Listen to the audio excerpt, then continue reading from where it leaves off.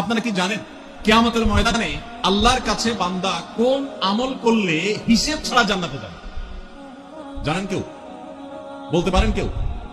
ভাই, আল্লাহর কাছে হিসেব দিয়ে জান্নাতে যাওয়া কি সহজ কাম না কঠিন কাজ? আরে আল্লাহর কাছে তো অনেক দূরের কথা।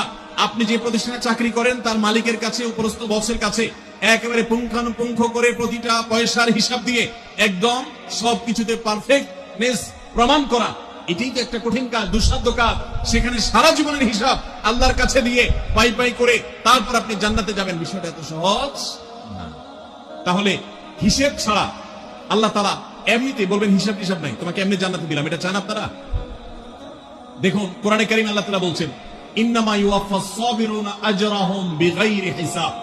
আল্লাহ বিনিময় দেওয়ার ক্ষেত্রে, সওয়াব দেওয়ার ক্ষেত্রে দুনিয়াতে যারা সবরকারী হবে, যারা ধৈর্যশীল হবে, যারা সহিষ্ণু হবে, যারা নিজেকে নিয়ন্ত্রণ করতে পারবে, এই সবরকারীদেরকে আল্লাহ তাআলা হিসেব ছাড়া